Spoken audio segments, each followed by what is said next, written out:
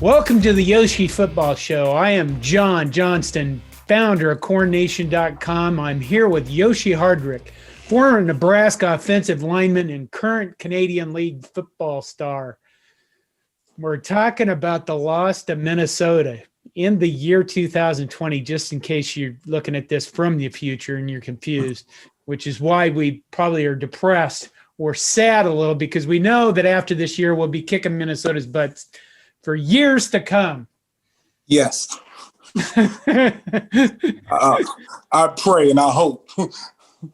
So it 24-17. I mean, Nebraska lost to Minnesota or lost to Iowa 26-20. It wasn't a blowout. They lose to Minnesota by a touchdown. I think the frustrating thing for me right off the bat is Minnesota came into this game with a defense that was the worst against the run, the worst defense, rush defense in the nation, giving up 6.282 yards per carry. That's almost 7 yards a carry. Yes. And we start this game out by throwing the ball sideways. When you saw that play, what was your reaction? Trying to be a supportive Husker, but I was like, I can't believe we're starting this game like this. That ball on the ground. That first play, yeah, it was a bad start, and we're going sideways. And was that the play? Was it a fumble? Did they get the ball back on that one? No, that was against Iowa, you know. But we start the games kind of with that play. We've started a few games with that play. I guess when I looked at it, I thought, you as an offensive lineman, your coach starts the game that way. Don't you want to just go out and smash a guy in the face right away? And yeah, you don't get to? To start a game, you want to get the juices flowing. To start a game, I want to get all the thinking out of the way. I want to know who I'm going against. So coach, call a play. When it's mano-a-mano, ISO power, I don't want to go sideways. I don't want to do any zone. I don't want to do any scratch. I want to hit my guy in the face and know what we're doing all night and basically send a message. And the first play, when you're going sideways or you're doing a little swing pass, I think we got blowed up. Man, that first play is haunting me. I went back to Iowa when we fumbled it, but now I know what we're talking about. The first play, we throw the swing pass. Just from this season alone, I'm not a fan of the play. It's hard for anybody to. I guess the other thing when you looked at this game, and I know you made notes because you're good at this. We seemed like we rarely ran the ball directly at Minnesota's defense. We ran out and we tried to get the ball out in space, and I kind of understand that. But again, there's not a lot of running right at them going on in this offense. I have in capital, wish we would run more north than south. We wasn't getting the movement or the scratch we looking for. Minnesota is one of the worst run defenses in the nation. Why are we not running it at them, putting 3 tight ends in? Why are we not playing Nebraska football? If that's what we want to be and that's what we want to talk about and that's what we hang our hat on for being tough, I don't know if that's now, but that's why I came here. I came here to run the ball, to see people run the ball. I just didn't understand. Like I said, we ran way too much east and west. It wasn't really working. Rondale probably had the best run of the day, and it was right up the gut, I think. So, I mean, do you have an idea why this is going on? I mean, do coaches overthink things? Is Scott Frost insane?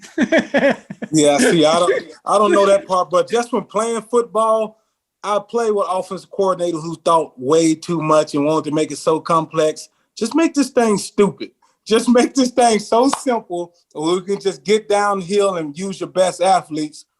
But you are. Like our offensive coordinator, we tried to change him so much. We was a run-heavy team, and it's the way we like to run the ball. But his philosophy or the way he did things was a little bit more east and west. We lived in that for a little bit, and man, if that's just how the way he's going to call the game, it's just rough, man. Just from me and you just sitting away from the game, just watching, and this isn't working. I don't know how you can see it on the sideline, sit there and just keep calling this play. I think our best power play might be a quarterback power. I think our best down the middle play might be we snap it to our quarterback, we pull a guard, and we go on for a 1 or 2 yard gain. And that probably excites me way more than we hand that outside zone off. And I hate to say it, but some of the linemen are 2 or 3 yards in the backfield, and it's a 3 yard loss. Okay. Let's talk about a game plan, how game plans work, because Minnesota came into this game down 33 people. I mean, I saw the photos from the press box because I follow media people, and when you looked at their sideline, you could see that they didn't have a full complement of a football team. They were down 2 offensive linemen. They were down 4 starters from the year because 2 of them were out from the beginning of the year. That I think, including one guy that's a 400-pound tackle, for crying out loud. Wow. I think he's the biggest tackle in the United States. I don't know. He's as big as a battleship, you know. But they came in down 33 players, missing 2 defensive linemen, 2 offensive linemen. When you see that kind of stuff, how easy is it to change a game plan that you've already set? I mean, can you make changes on the fly and have your offense adjust with you? Or is it something that you start at the beginning of the week and everybody knows what's going on and you're like, I can't change this now? You're kind of stuck in it. Yeah, just from being a player, I see it both ways. From being a player, if you have game plan, you have a 7-week window to game plan. If I've game planned for 3 to 4 days one way, no player likes change after 3 or 4 days. But if you hear a team is down 33 players, I have one game plan. It's to try to get more out and try to be the most physical as we can be. They're down people. Let's just go play old school football, and they're down people, and let's go play fast. That's what I was excited when we got Frost. I thought we was going to see fast. We are doing a little no huddle, but let's run them in the ground. Let's be physical. They're down people, and I think it's easy to change the game plan. If you're not a veteran team, I think it might be a little bit more harder to execute it. Just from being a pro player, and we didn't game plan for something all week. Then 2 days before the game, one of the star players that hurt, the star DN, the linebackers hurt, and we've game planned all week to do stuff away from him or to him, and he's not there. It's a little bit more easier because we pros, but I can see at the college level when you're trying to throw them, they're already thinking a lot. We're not doing this best. But, man, your game plan supposed to be an entire week. They haven't played in 2 weeks. Let's go see what kind of shape they're in. Let's go see if they want to get hit right now. It's been 2 weeks. Let's go be physical. But, yeah, man, that's tough, man. I really wish that wasn't the game plan. Okay, and on offense, I mean, there's standard plays everybody runs, right? Every single football player could walk onto any football team anywhere in the world and, I don't know, run an ISO play, right? Right. And the thing is, you have the same plays all year. It's just different formations. So it's not really a thing of changing the plays or changing the schemes. It's really changing formation. It's just a different way you're going to formation. Because tight zone to the right is zone to the right out of shotgun, I formation, wishbone. It's still zone to the right, just different formation. So, like you said, I think we should have formation it a little different. We should have got a little bit more physical. We should have, man. Like you said, man, it's a lot of things I think we could have did, and it's basic plays we could have ran, I think, to make this game a lot more physical. Power, ISO, the things that you are talking about, and you said you've never played football. If you know football, you know just power and ISO is a staple in any run game. Right. I guess why would I don't know, there's so many questions about this game, and I mean we have to speculate because even if you asked a coach that was there and what he's doing, they're not going to tell you much because they really shouldn't. It's none of our business, which is why we get to speculate. It's a free open forum. I love it. Which is also kind of dangerous too. Yes. Adrian Martinez, we had guys running wide open at times, and he overthrew them. Yes. What is with a quarterback when they're doing that? I mean, we've seen from him where he can be the quality of player where he's literally been a Heisman Trophy candidate because he was so good as a freshman. Against Purdue, he was 18 to 20, I think it was. He had a very good game. And then he comes into this game and he can't throw a pass on target over 20 yards down the field or over 10 yards down the field. What do you think is going on with a quarterback when that happens? Man, when that happens, I think it's the mental or it's the small things you're doing. I know just from playing quarterback, not playing quarterback, just from playing football, just remember the little things the coaches are saying. Trust your footwork, trust your hips, make sure you're stepping in. If you miss a couple throws, don't start short arming them. If you haven't thrown it long enough, you're putting a little too much on. So it goes right down to the confidence thing. If you miss a couple throws and they was a little low or they wasn't where you wanted to be, now the next couple throws, you need to hit them or they're going to be way overthrown. And I think that was a product of what we saw because we had two guys running downfield, 2 touchdowns that they were walk-in touchdowns.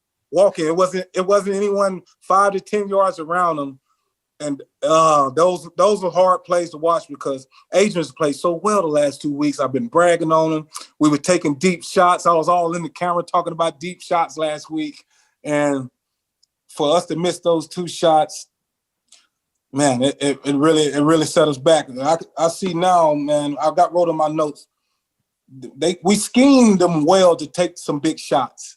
Because those 2 shots was wide open, and they called a timeout one time, and we had Rondale man on man with a linebacker. So it was schemed up. They thought about it all week about how they was going to take their shots, but like you never know in football what play is going to matter and what play is going to change your game. And just those 3 little plays, I think all 3 of those are touchdowns. If we get that linebacker one-on-one, that's Rondale.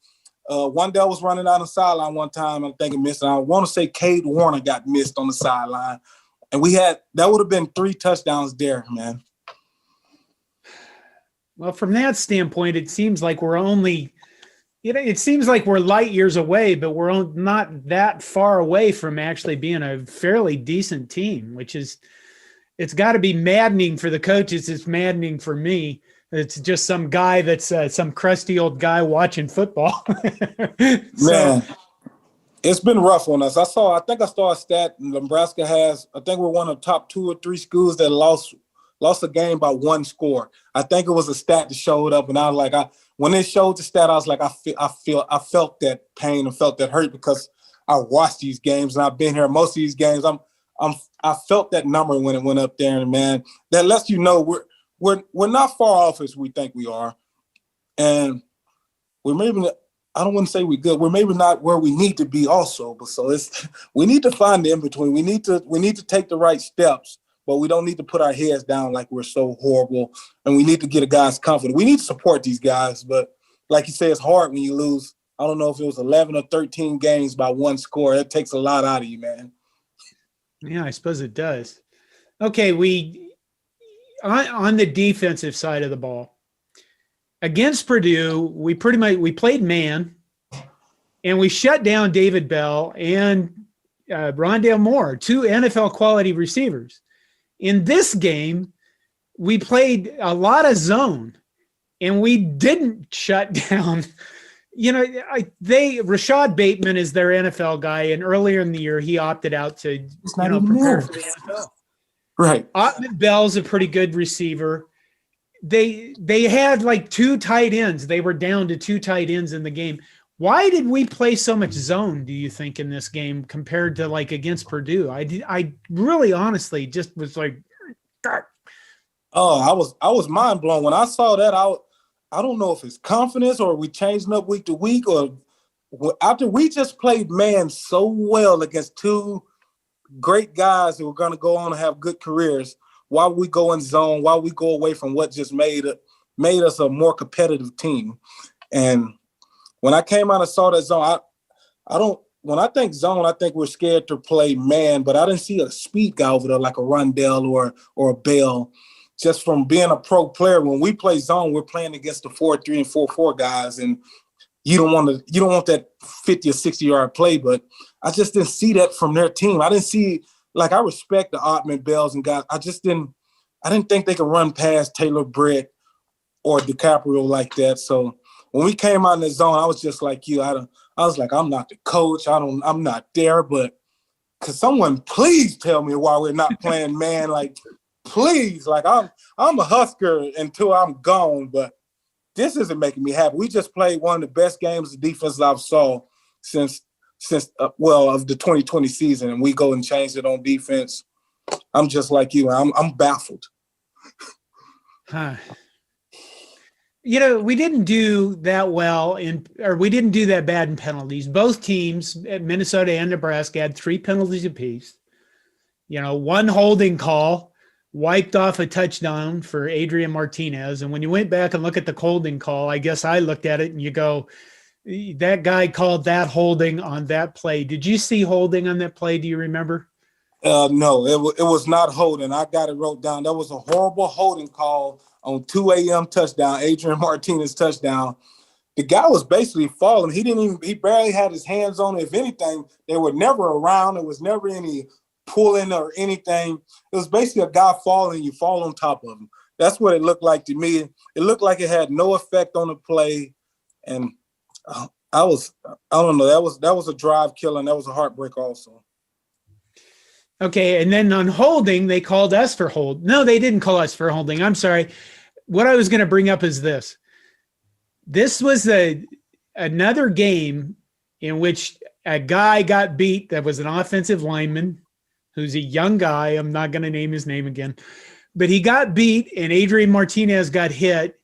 And I'm looking at the guy and thinking, if you're going to get beat like that and let your quarterback get hit, why don't you just hold? Why didn't he hold the guy? And literally, we know that Big Ten, it's not just against Nebraska. They don't call holding calls. You're right.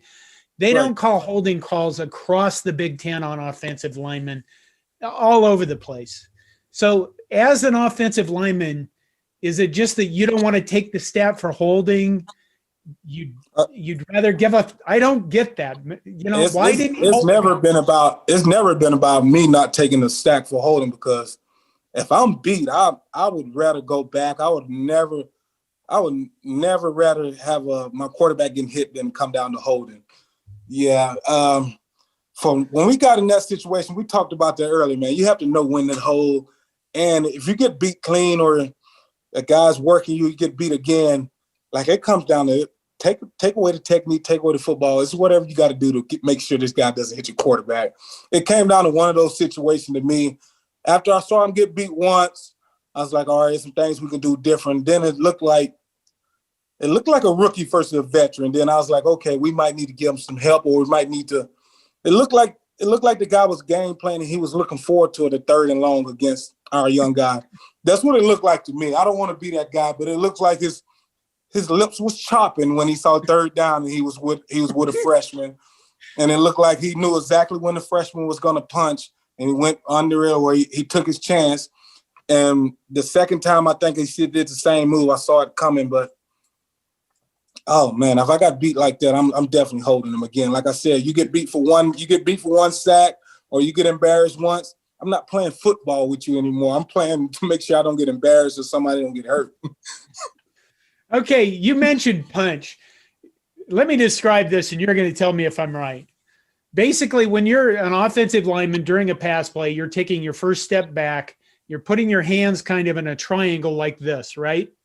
And you're punching the guy. You're punching at the incoming defensive lineman's chest in an effort to get him off balance, or to move, basically to get him off balance. Is that correct? That's the correct starting move to.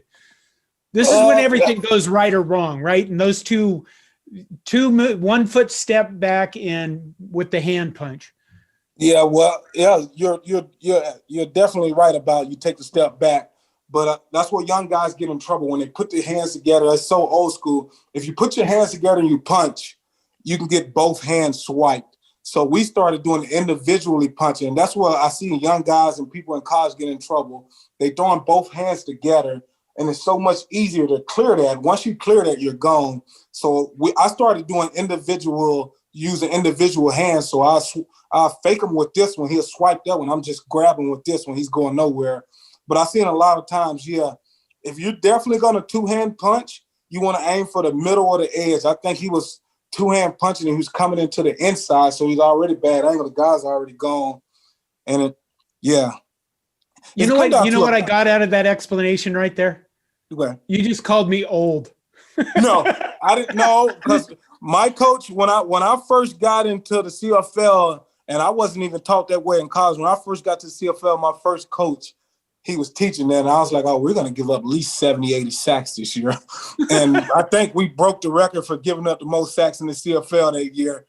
And it all came down to our technique, man. I'm sorry, I don't mean it like that. You can look it up, man. It was 2015. I was with Saskatchewan Roughriders. And I think the record was like 71 sacks given up in 18 games. We maybe gave up 80. 8 a game? 80 sacks during the 18-game season. We maybe gave up 80. And I just think it's come down to technique, and our coach was so coaching from the 60s and 70s. He know what's work. He won championship with them. But guys are freaks now. You can't give a guy who runs a 4.4 off the edge, or 4.6 or 4.7 a small target, and that's all he has to clear. He needs to be able to clear from here, here, here. You just can't give him this one punch. And I think the game has evolved, and the athletes, I don't want to say the athlete wasn't good then, but you got guys running 4.4s, you're 6'5", 6'8", arms are longer than both our eyes put together. That's one swipe and he's gone. And he knew when he was going to punch, and he knew he was young. And most time when you punch, your hip drops. So it was a punch, hip drop, and it was around the corner. He really didn't even have to turn the corner sometimes. So is that something that gets better with experience? I mean, yes, that's a matter of having a young guy on the line, and you get better with experience, and you have to learn your lessons, right? That's one of those things that come down to start watching film better too. If I'm going against a swiper, my first note is I don't punch swipers. You can swipe all you want. I'm not going to punch you. If you're a swiper, you're waiting on me to punch. If I don't punch, you don't swipe. We're both just looking at each other. He's waiting on the indicator, and now you're in his head. So it's come down to one of those things. The more you play, the more you watch film. Like, I love the film part of football, like just watching the guy all week, seeing what tips him move to go, and seeing what moves seeing what you need to do for him to indicate that move. Like, I got a lot of guys I go against who spin, because I jump out a little bit more fast. I'm a little bit more athletic, so I get in front of him fast. I jump out to him fast, and I know if I show a hand, he's going to spin this way. I'll jump out fast and flash it, won't even do it, and he'll spin, and I'll just be standing right there. Or like I said, I'm going against a swiper. I don't punch swiper. He's running up to me. He's just looking just like this. His hands ain't move, mine ain't move. He's just running like a hamster. He's waiting to swipe, but I'm not going to punch. So it takes him 3 or 4 reps. So, okay, I got to switch my game plan up. So it comes down to watching film, knowing your opponent. 34 looked like a small linebacker. So it was all speed, baby. I wouldn't look for no ball from him. I wouldn't look for try to get run over by him. So it's all speed. And when it comes down to being a better athlete than guys that are smaller than us, you just got to cover them up. I can't give you an edge. I can't give you nothing. Come here, let me bear hug you. Okay. Did you see any snap problems? What did you think of the snaps? No, I don't have any snap problems down. Did you have any? I didn't see any snaps. I think there might have been one a little bit high. But, I mean, it seems since we had the horrible snap problems against Iowa in the first half that they're pretty much cleaned up, or Cam Jurgens is playing a lot better, at least from snapping the ball.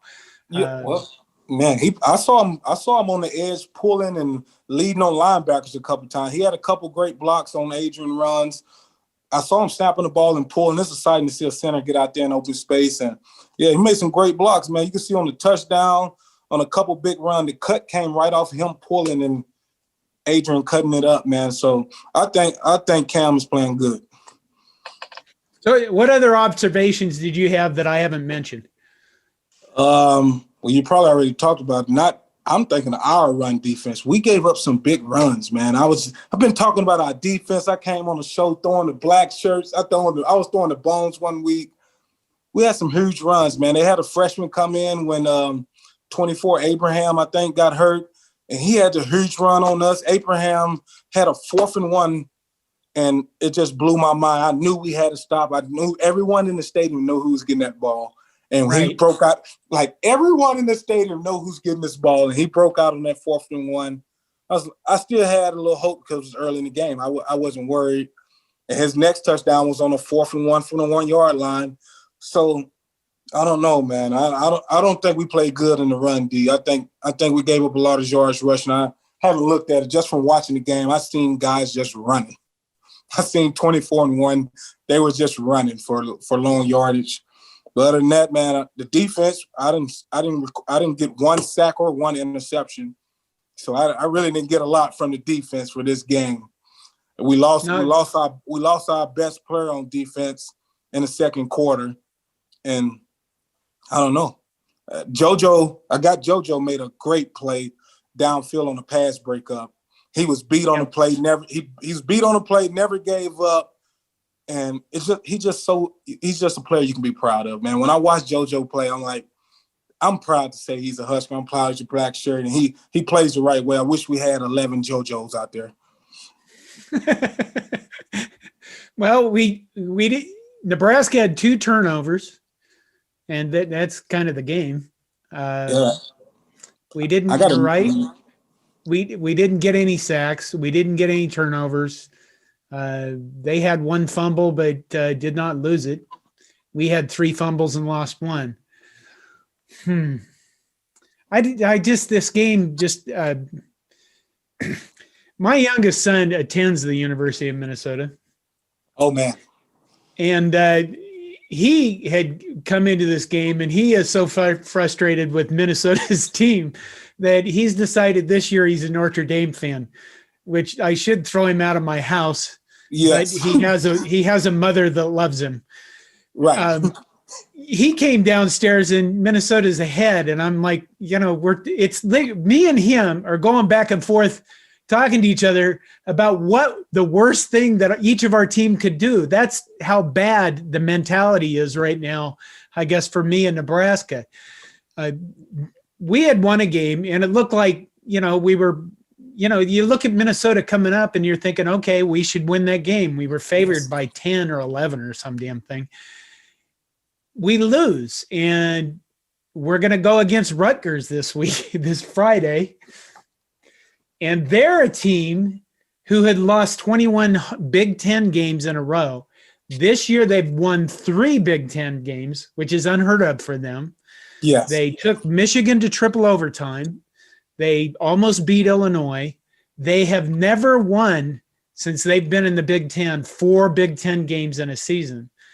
So we're looking at 2 teams, the intersection of 2 teams, where if Nebraska loses this game to Rutgers, we're going to have to spend the next 9 months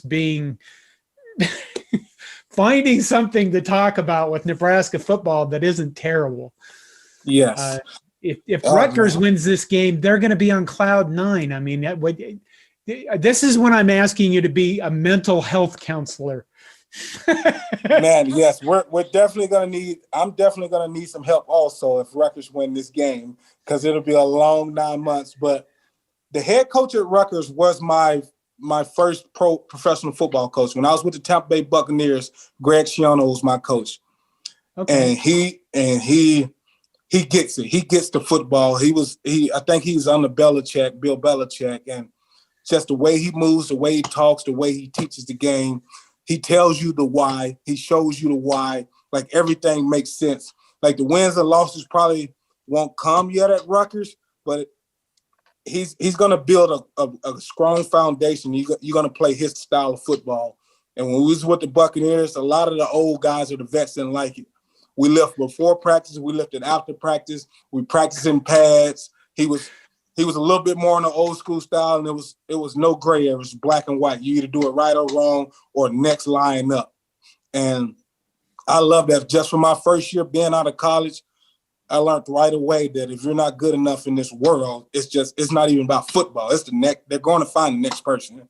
And he was very clear on that, and he made it so simple. He just wants you to play hard. Like, Rutgers is going to come in here, or we're going to go there. Rutgers is going to play hard, because I know that coach. They're going to play hard. They're going to play discipline. He preached penalties. Like I told you about the presentation, that a lot of pro coaches give their players not to do these penalties. He was big on starting every meetings on who leads in penalties. This is the penalties you guys got last year. This is how we're going to change them. So he's a great coach of going into details and showing the why and preaching physicality. So just for me knowing Greg Schiano, we have to match Rutgers' physicality when they get here.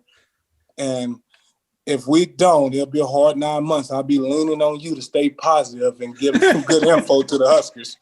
But just for me knowing Schiano, he's going to come in here. We're going to go there, and we got to be ready. Oh, man. I'm not sure where to go after this. I guess this is really shocking again that the Minnesota loss is it hurts personally because my son has done a good job and my wife has done a good job and not giving me too much crap because they knew that I was very upset after the game. So they've been very good about that. Plus, I mean, just because we lost to Minnesota doesn't make Minnesota a good team. There's right. that too. But losing to Minnesota in any sport is just it's painful. It's just something about those Gophers that don't sit well with me. It's not the counter hour sit well with me, but it's enough to sit well with me that I just don't even like to hear Minnesota. It's enough. It doesn't sit well with me. Oh man, we lost to Minnesota, man. I can't wait to play them next year. That's the only thing I say positive about that. I'll ask one more thing about kind of the concept of game planning in football. Okay. Nebraska's offense only scored 17 points, and we've already touched on the fact that we had plays in which we could have scored more points had we have executed the play, had we hit the pass play. So let's say, I mean, when you go into a game like this, do you have an idea?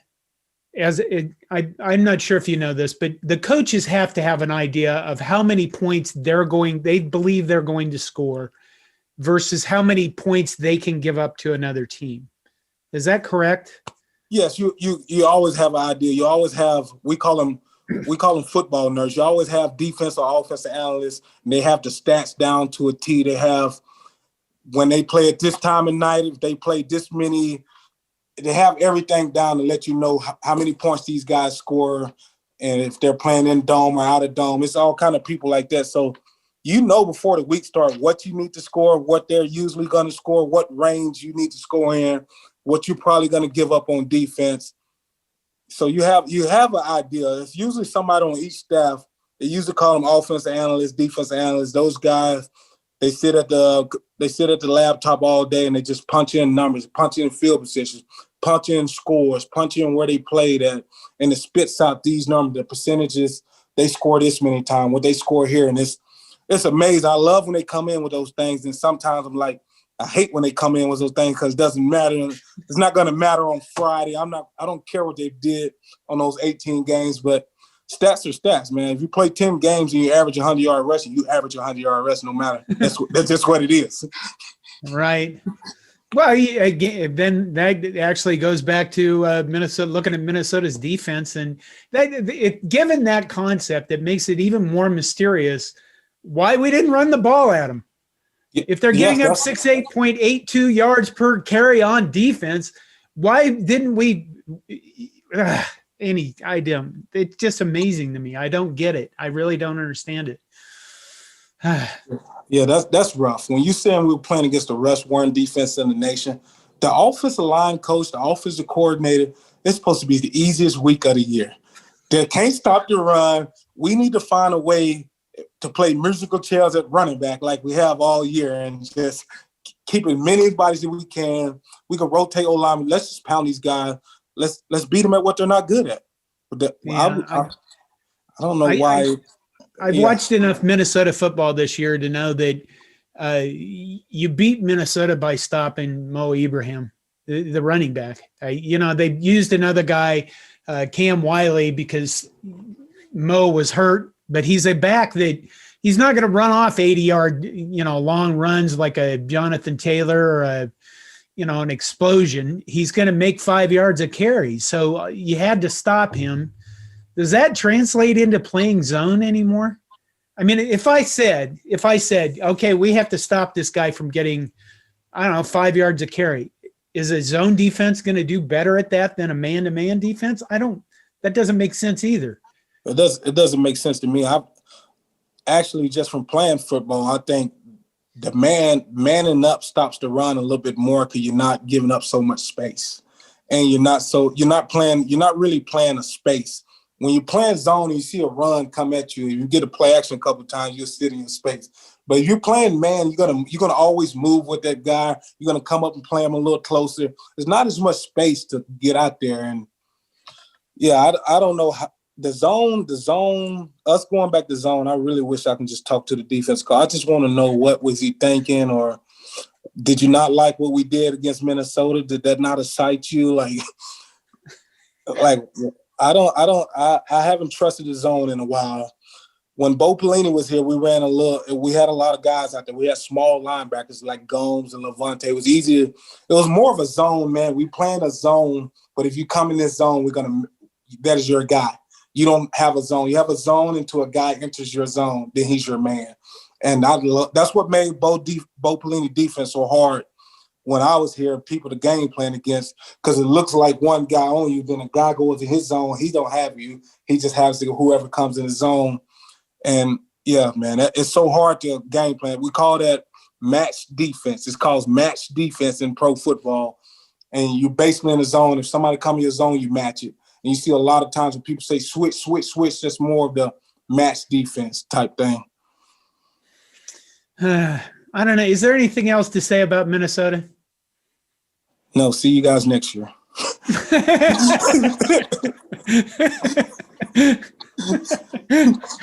Oh, well, I guess that's it then. We're gonna be done. Anything else? Anything else? Let's get a win Friday. I hear something about we could still go to a bowl game. Did you see that? Yeah, I think I get the idea that you go to a bowl game if you want to. And I know there's a lot of Nebraska fans, because I hear from them, who are like, well, let's just get the season over. You know, if I went back and I looked at this season and I said to myself, would you rather have no football? Would you rather have a bunch of losses, or would you rather have football? I mean, I'd still take what we got over no football whatsoever. So I guess, you know, the attitude of, we don't need to go to a bowl game, I'm tired of watching them losing. Well, then turn your freaking TV off, I guess. There's nobody, you're not being forced to watch the TV. You know, right. If you don't want to see them playing a bowl game, then don't watch, I guess. The only way they're going to get better is by playing football, isn't it? Yes, I would love them to go to a bowl game, just think about, if we go to a bowl game, we win by 20 or 30.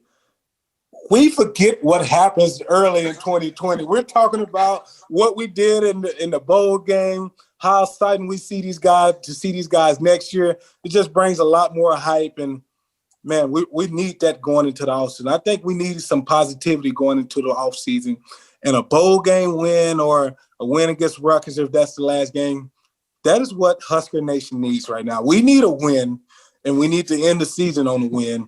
That needs to be the last taste of my mouth from this Minnesota. We lost to Minnesota. A win to end the season or a win at a bowl game, I'm happy. Like we said, we play football. If you don't want to watch, cut the TV off, but I'm going to watch the Huskers. If we're losing by 30 or winning by 40, it doesn't matter. The Huskers on, I'm glued in. There you go. We're going to end with that. This has been Yoshi Hardrick and John Johnston for the Yoshi Hardrick Football Show. Thank you for listening, and go Big Red.